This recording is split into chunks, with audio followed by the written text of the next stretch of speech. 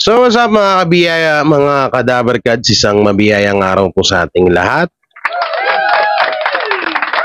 At ito, latest update po sa kaso ni Catherine Camilon na isang beauty queen na hanggang ngayon ay hindi pa rin nabibigyan ng hustisya at hindi pa rin nakikita ng kanyang pamilya. At ito na nga, inakyat na nga po ang matagal na nga pong hiling ng mga netizen na sumusubaybay ho dito sa kaso ni Catherine Camilon at dito kay Alan De Castro, kay Major Alan De Castro at Jeffrey Magpantay na mga suspect sa pagkawala ng beauty queen na si Catherine Camilon ay na iakyat na nga po sa Senado. At ito nga po no, yung mga pag-uusapan natin.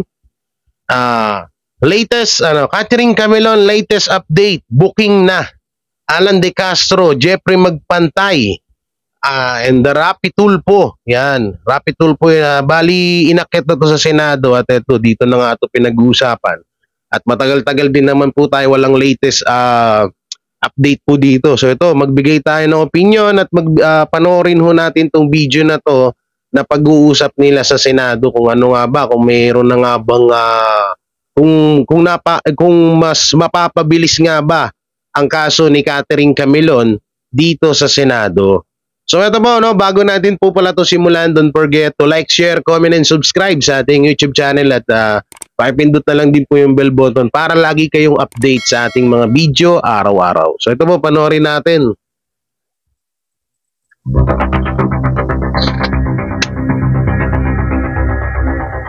Ito ang latest update sa nawawalang beauty queen na si Catherine Camilon na magpasa hanggang ngayon, hindi pa rin natatagpuan mahigit na 4 na buwan na ang nakakalipas. Hindi sinipot ng na-dismiss na Police Major Alan De Castro at personal driver or bodyguard nitong si Jeffrey Magpantay ang investigasyon ng Senate Committee on Public Order and Dangerous Drugs kahapon ng Martes, February 27, 2024. Sina Alan De Castro at Jeffrey Magpantay ay ang itinuturing na pangunahing suspect sa Catherine Camilon case. Ayon sa mga senador, dapat ay present na ang dalawa sa susunod na hearing, kaya kailangan silang isyuhan ng subpoena. Sa Senate hearing, sinabi ng abogado ni De Castro na si Attorney Naku po, yari na kayo dito. Dito wala na kayong takas kasi talagang kailangan nyo talagang humarap at magsalita na. Ito na talaga yung matagal nating inaantay ng mga kabiyaya na ito na yung, ba't pa kasi pinatagal-tagal pa eh. Ito na yung matagal nating iniingiling na iakyat sa Senado para talaga makapagsalita itong si Alan De Castro at Jeffrey Magpantay. Akala nyo tapos na ha? Oh, yan. Hinarap na kayo ni Bato de la Rosa at saka ni Senator Rapi Tulfo.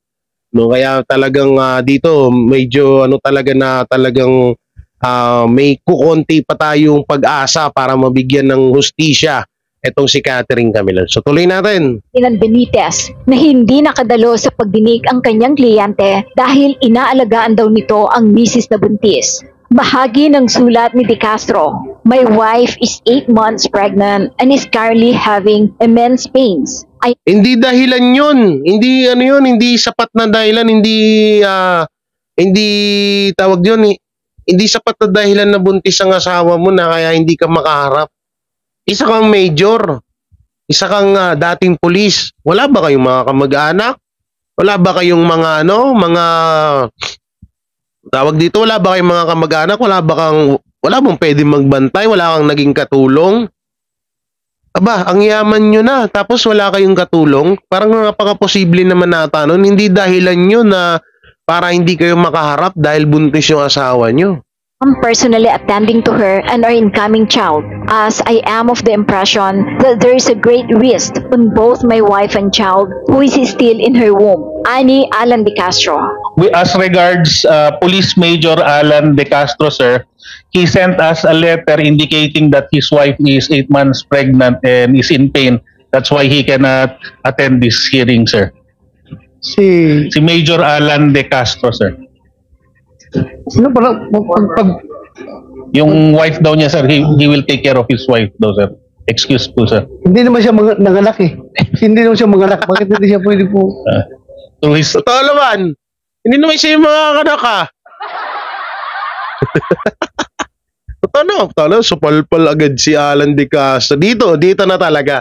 May promise, mayayari dito si Alan De Castro dito. Ito na yung matagal nating inaantay. No? Ang lupit. Hindi, ito mga kabiyaya, kaya naman ako natatawa. Hindi naman nakakatawa talaga tong ano na to. Natatawa ako dito dahil yung sa pangsusupalpal ni Senator Bato de la Rosa. Kaya talagang karapat-dapat na sa Senado to pag-usapan dahil dito wala sila ditong kawala. So tuloy natin. Through his lawyer, sir. Letter to him. Sabihin mo lang siya. Anyway, sigurado ako, Senator Tolpo will move for the issuance of subpoena. Kaya, ano pala no, Police Major Alan De Castro, sir. Katuwiran naman ni Jeffrey Magpantay na may sakit ang kanyang abogado kaya hindi siya nakadalo sa pagdinig at walang Ano daw?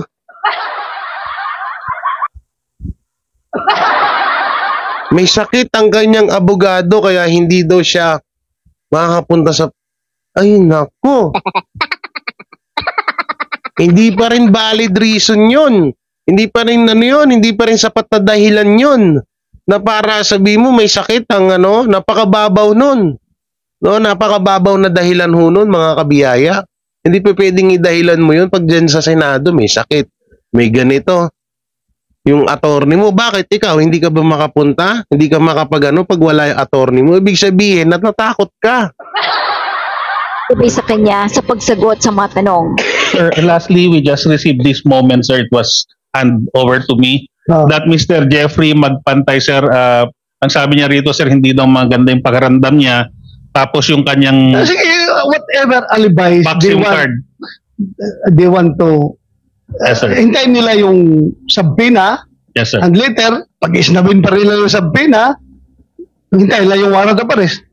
So, magiging dalawa yung warrant nila. Warrant nila doon sa krimen na ginawa nila. Oo, at tama. warrant coming from Senado. Tama. Yes, sir. Yes, sir. Ha? You inform them accordingly, ha? Yes, sir. We will be informing them, sir, as per your instruction, sir. Sige. Thank you, sir. Thank you. Salamat, Kumsek. Gusto ko lang malaman ng lahat na yung si Jeffrey Magpantay ay nagpadala ng sulat dito at sabi niya hindi daw siya makarating dahil wala daw sa kondisyon yung kanyang abogado, may dinaramdam daw at Bakit? Isasabong ba? Kailangan ng kondisyon? Ano to, sabong? Kailangan ng kondisyon?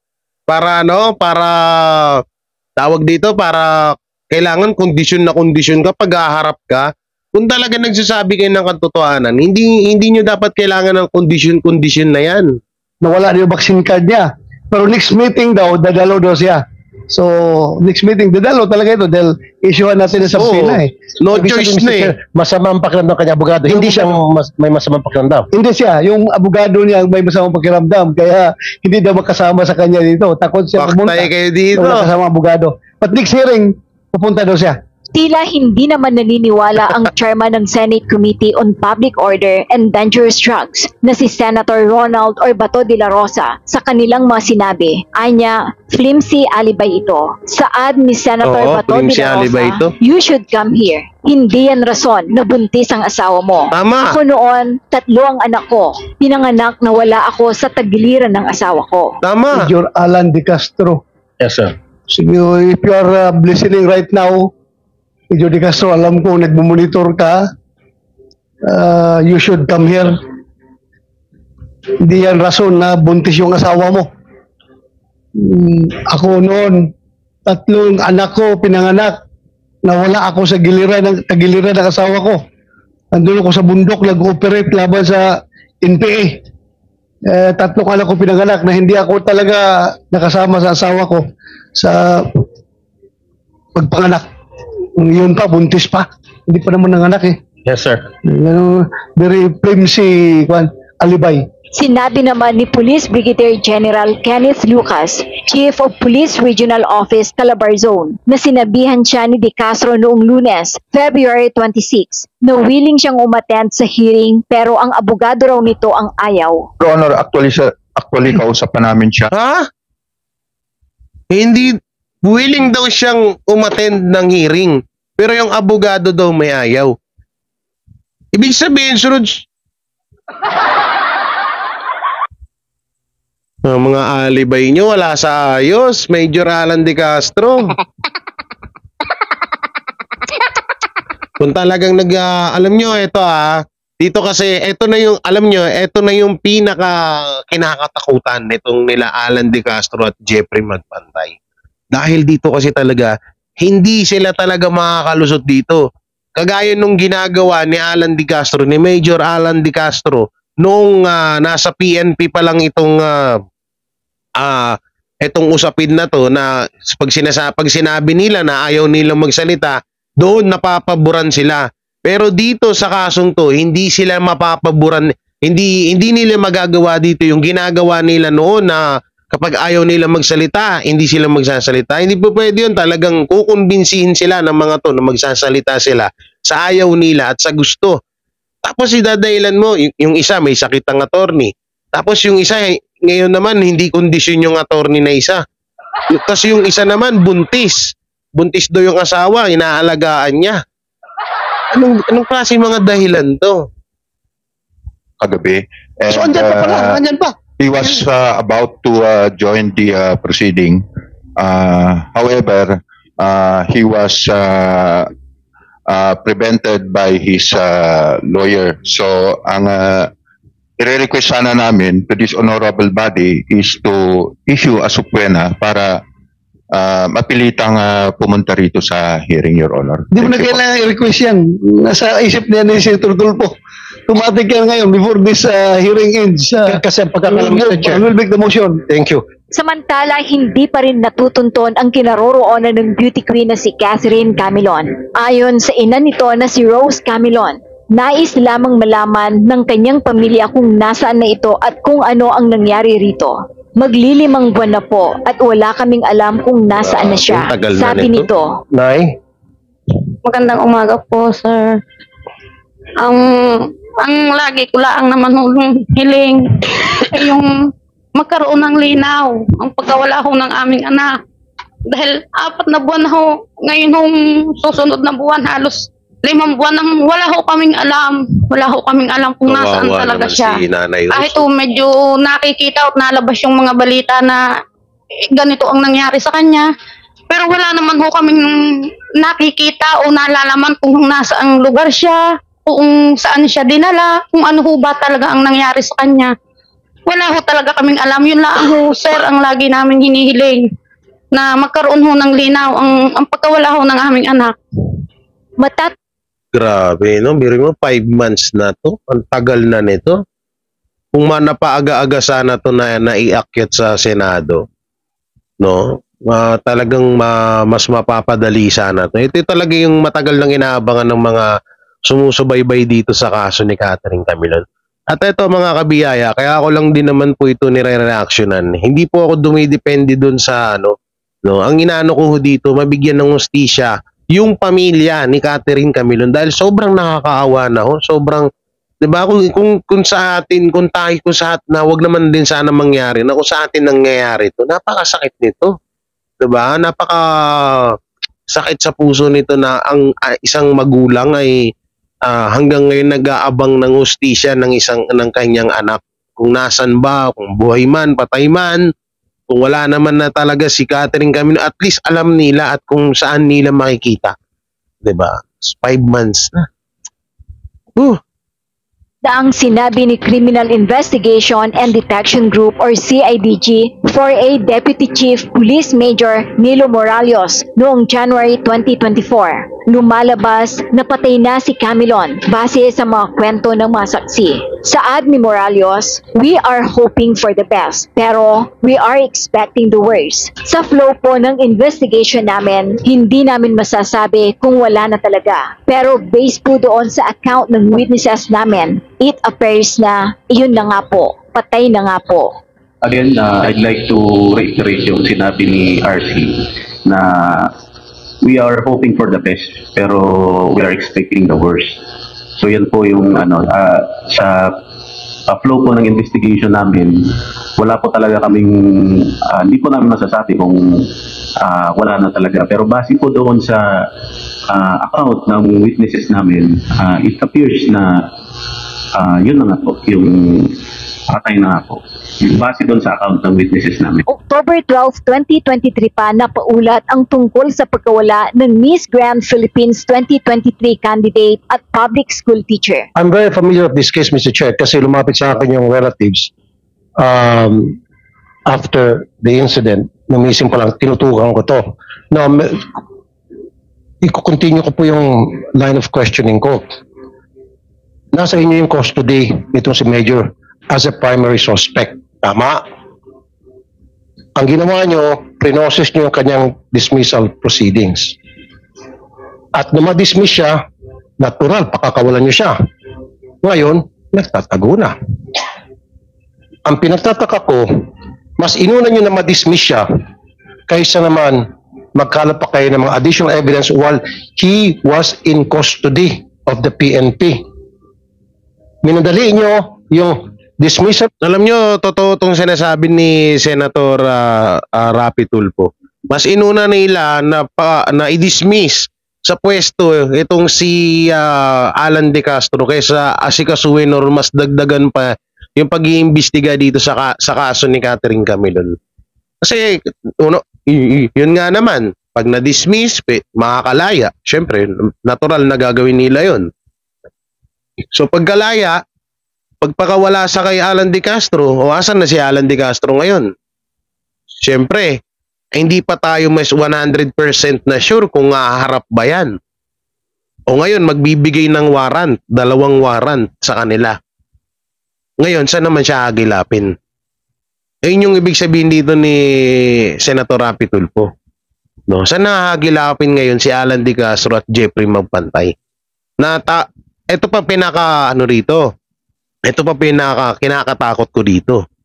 Dahil nakalaya na yung dalawa, magkasama na yan at talagang napagpaplanuhan nila kung saan kung ano man yung dapat nilang gawin. Kung ano man yung hakbang na gagawin nila. So, talagang na lang tayo, talagang manalangin sana tayo talaga na kung talagang wala naman ho sila talagang kasalanan dito sa kasong to, humarap sila, di ba? Pero sa oras na magtaguto, kasi ngayon puro puro tawag dito, puro dahilan, di ba? Baka malamang sa susunod dito magtatago na to. Sana humarap, no? Dahil kasi isipin nyo, may warrant na kami. O pag hindi kami humarap, may warrant na kami. So magtatago kami ngayon. So kung magtatago kami, kahit may warrant kami, malaya pa rin kami, di ba? Ay, naku po. Proceedings. Samantalang ang dami ko na pong kaso, Mr. Chair, na pinailan ng dismissal yung isang pulis na gumawa ng kulukuhan, inabot ng taon. Taon. Na-promote pa. Hindi ma-dismiss. Pero itong taga-drug enforcement unit na-dismiss in a matter of months. Ang bilis. Siyempre, nung ma-dismiss na, kaya nung tanong kanina si Senator Tolentino, at large. Kung hindi yung sana pinailan muna dismissal proceeding, nakahold sana siya ngayon sa PNP. Tama. Habang continuous yung inyong investigation ng pagkalap ng ebidensya against him. Bakit yung dinismiss agad? Bakit yun agad ang pinuntuan yung ma-dismiss para mapakawalan? May natatandaan ako dito sa sinabi ni Senator Rapi Tulfo, yung pulis na nawala sa isip ko. Basta may, tatama tong sinabi niya. May dati siyang kaso na isang pulis na ayung nanuntok ata. Oo, yung nanuntok ng kabit. Ng kabit niya. Mismo yung babae, kinakasama niya. Yun ang binugbog niya. No? Yung kinakasama niyang babae. So, ayun nga, parang na-promote pa nga. Ganyan. Ang tagal bago na-dismiss, umabot pa ng 1 taon mahigit. Samantalang dito kay Alan De Castro, ang bilis lang. Di mo sa 5 months na pinag-uusapan or magpa 5 months na pinag-uusapan itong kaso ni Catherine Camilon, ang bilis naman ang inunang gawin ng mga nag-iimbestiga dito ay yung ano siya, isuspindi siya sa posisyon niya bilang major, sa pagiging major. Para nga naman makalaya. Your Honor, if I may. Yeah, wait. First of all, meron po tayong proseso, yung motu proprio investigation being conducted by RIAS, and meron pong timeline na sinusundan. So, nasunod namin yung timeline. Actually, sir, nadili pa nga ng konti yung pagka-dismiss niya. So, pasok po kami sa timeline. Hindi namin ito binilisan or nothing else. Wala naman po kaming balak na hindi sana i-dismiss, whatever. But we just follow the procedure. Kagaya ng sabi ko kanina, Okay, nadili pa pero nga sir, po di yung ba hindi pa siya pagka-dismiss guilty? namin sa kanya. Suspect pa lamang siya, di po ba? As such, meron pa siya mga karapatan, di ba? So, why dismiss a person na you don't have enough proof na siya nga talaga yung kriminal, na siya talaga ay isang suspect. In fact, person of interest pa lamang siya. He's not even a suspect. Your Honor, if I may again. Sir, yung admin case po kasi niya did not emanate from the criminal case na na-file. But yung case na na-file sa kanya sa RIAS is yung extramarital affairs po niya. Your Honor. Inamin niya po ba na siya yung karelasyon niya itong beauty queen? Sir, nung kausap ko po siya, nag-usap po kami, tinanong ko po siya with regard to the criminal case. Nag-deny po siya. Pero kung nung tinanong ko po yung extramarital affair niya, hindi siya, sir, sumagot. So, immediately, sir, I ordered the RIAS 4A to conduct an investigation regarding dun sa extramarital affairs niya. So, true to it, sir, may mga ebidensyang nakuha yung RIAS natin. So, yun yung dahilan kung bakit natin siya dinismiss. I understand that, Mr. Chair. Pero kung ako po ang tatuloy sana, General, gagamit po ako ng tinatawag na diskarte. Mamaya ko na muna o isasantabi ko muna yung sinasabing extramarital affairs para sibakin siya. Nang sa gayon, nasa custody niyo itong suspect. Tama. At marami pa kayong makukuha ang ebidensya na pwede siya madiin because he's just there in your custody. Di po ba? Kasi total dininay niya di ba? Ang ano kasi dito, ang pinupunto rito ni Senator Rapi Tulfo, sana gumawa muna sila ng dahilan or dumiskarte muna sila para mapahaba yung hindi muna nila i-dismiss si Alan De Castro para hawak-hawak pa rin nila in case na katulad dito na naiakyat na sa Senado. Di sana kung hawak-hawak nila si Alan De Castro, hindi ito makakatanggi or talagang walang kakaba-kaba sa pamilya ni Catherine Camilon na pwede pa itong makapagtago. Diba? Kaso ang nangyari, minadali nila dinismiss nila para ito syempre, kung kahit naman din ako sa kalagayan ni Alan De Castro, magtatago talaga ako at magdadahilan. Diba? Alam mo sa sarili mo na kapag nandyan ka na, hindi ka na makakapag dyan. Hindi ka makakapagdahilan dyan na ayokong magsalita. No, hindi pa pwede dyan sa Senado yan yung ayoko pong magsalita. Attorney mo lang ng attorney mo papasalitain mo. Natatandaan niyo yung nang bugbog sa Kasambahay? Nakalimutan ko lang yung pangalan niyan. Tingnan mo, nung nasa Senado na sila nag-uusap, diba? Wala nang nagawa. Guilty. Kaya yan ang mangyayari dyan kala Alan De Castro. So instead of focusing on the extramarital affairs, why don't you just focus on him being a suspect of that crime? Yun po yung pinupunto ko rito. Now, kung siya po ay kung pinokus niyo po yung inyong investigation, him being a suspect, not him being immoral, then mas malaki po sana ang pakinabang ng ating PNP. Ngayon, napabilis po yung extramarital affairs at siya po na-dismiss. At large siya ngayon. If you need something from him, he can no longer be contacted. Who knows, baka tumakbo na siya ng kung saan lugar, lumabas ng bansa. Yun po yung point ko. Isa pa yun. Diba? Yung extramarital affairs, later na lang yun. Pwede naman yun eh. It's just there. Buti sana kung kapangkaraniwan na tao lang yan, katulad natin na hindi madali mag-ibang bansa, di ba? Pero yun nga, yung about naman doon sa pag-iibang bansa, nakabantay naman daw po ang airport para dyan sa kay Alan De Castro, kaya malabo rin makalabas ng bansa yan. Pero kahit dito yan sa Pilipinas, mahirap pa rin tuntunin yan. Mapapatagal tong proseso na to, tong kaso na to. No? Yan ang mahirap dyan. So, tuloy pa natin. But this guy, he's already there. Hawak na natin, sir eh. Di ba? Wala siyang kawala. Kaso ang ginawa nyo, pinarlan nyo ng dismissal, illicit extramarital affairs, kailangan siya pakawalan, di ba? Kasi wala na sa PNP. And then off he goes. Tama po yan. Anyway, General Lucas, siguro, ako sariling kong tsure ito, si Major De Castro, whether or not dinismiss nyo siya administratively, kahit na hindi nyo siya dinismiss, kung ganun siya ka-guilty, mag-at-large talaga yun, sisibat talaga yun. Sisibat talaga yun. Kasi sabihin mo, kahit hindi nyo dinismiss yun, wala naman tayong power sa PNP na ikulong siya dahil bawal yan. Wala, hindi pa na-approve yung batas natin ginawa ngayon na kapag ang isang pulis, meron siyang misdemeanor na ginawa, may power na ngayon ang si PNP, yung RD, yung Provincial Director, na ikulong siya. Tama. Ngayon, yung batas na yun na ginagawa natin. Pero sa ngayon, kahit na sabihin mong siya, under ang tawag niya, ang term natin dyan, restrictive custody, hindi pa rin siya nakakulong, sa loob lang siya ng barracks, sa loob ng perimeter camp, naglalakad-lakad. Kampo. Paglalabas siya para bibili ng something, hindi rin natin siya pwede pigilan dahil hindi natin siya pwede restrict. Dahil yan naman talaga limitasyon natin, kaya natin gumawa ng batas.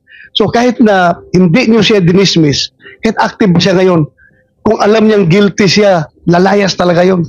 Sisibat at sibat yun. Walang hold ng PNP, hindi talaga niya makulong. Yes, malakap pero yun. Mr. Chair, at least he's in restrictive custody and nandun pa rin. Pinahaba mo na sana. Siya ay member pa rin ng PNP, hawak pa rin siya ng PNP at anytime pwede siya patawag ng PNP at anytime pwede siyang imbestigahan o tanungin ng PNP to get more information from him, right?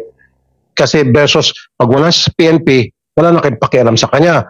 Kung siya po ay nasa custody pa rin ng PNP, restricted man o hindi, at least may karapatan kayong ipatawag siya, tanungin siya at anytime you want to gather more evidence. Tama po ba? Yes, Your Honor, if I may. Kung hindi ko po dinismiss si Major De Castro, I will be remiss of my job. I know that, General. Ang sinasabi ko lamang po, dininay niya di ba? Sabi niya, wala akong affairs dyan. Okay, so wala kang illicit affair dyan sa victim. Continue investigation, him being a suspect, or parallel investigation gawin nyo.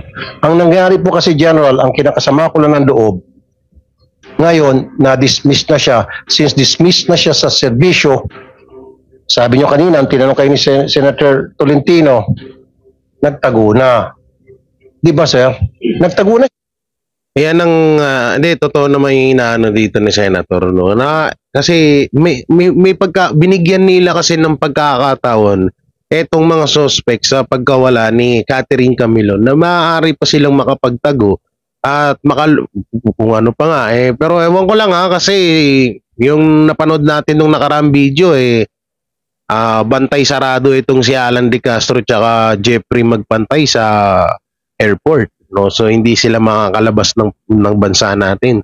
Pero yun nga, 'di ba, kahit na ganun sana, gumawa sana ng diskarte itong mga pulis o dumiskarte sana para mapahaba na hindi mo na agad nila dinismiss itong si Alan De Castro. Ngayon, tingnan nyo, sila Rapi Tulfo, si Senator Rapi Tulfo, si Senator Bato de la Rosa, ay pinag-uusapan na itong kaso ni Catherine Camilon. Samantalang si Alan De Castro, pinapatawag nila po kung ano-ano yung dahilan. Katulad din nito ni Jeffrey Magpantay, ganun din. Kung ano-anong dahilan na yung pinagsasabi na kesyo ganito, kesyo ganyan, may sakit daw yung attorney, hindi valid reason yun, hindi sapat na dahilan yung mga ganung ay nako po. So yun, kahit papano naman, ito, nakakatuwa lang din dahil naiakyat na ho itong kaso na to sa Senado. Dito talaga may chance talaga tayo sa 100%. May 70% tayo na chance na maaaring mabigyan na ng hustisya itong pagkawala ni Catherine Camilon.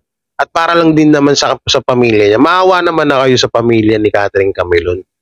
Nakikita ko sa mata nila na sobra na silang depressed, sobra na silang stress, sobra na silang talagang alam mo yun, ang hirap ng ganitong sitwasyon kung wag naman di sana mangyari sa atin, no? Pero kung makikita nyo lang sobrang nakakawa yung pamilya ni Catherine Camilon. So yun, hanggang dito na lang yung video natin, na thank you nga po dun sa may-ari ng video na si Jessie Pere. Yan. Thank you po sa pamamagitan ng video nyo, nakapag-reaction tayo. At ayun mga kabiyaya, syempre bago natin to tapusin yung vlog natin ay huwag nyo pong kalimutan na mag-like, share, comment, and subscribe sa ating YouTube channel at sa ating second channel na J. Guevara Official, at sa aking kasamahan na nag-charity vlog na makikita nyo rin ako dyan, Chris MTV. So yun po, maraming salamat. At ano po bang may kukomento nyo rito sa napanood nyo dito sa latest update po kay Catherine Camilon? I-comment nyo lang po dyan sa baba. Siyempre doon, ingat po kayo palagi, and God bless and peace and bye-bye. Sila ang defenders, pagtatanggol ang katotohanan sa mga bashers. Tunay ang kanilang dala, katotohanan talaga. Ano mang sabihin nyo ay di yan sa kanila uubra. Mga salita nyo na di katotohanan, sila ang patunay na merong katotohanan. Wala silang kinatatakutan, basta nasa tama kanilang paglalaban ay kanilang susuportahan. Sila ang defenders na laging nasa likuran.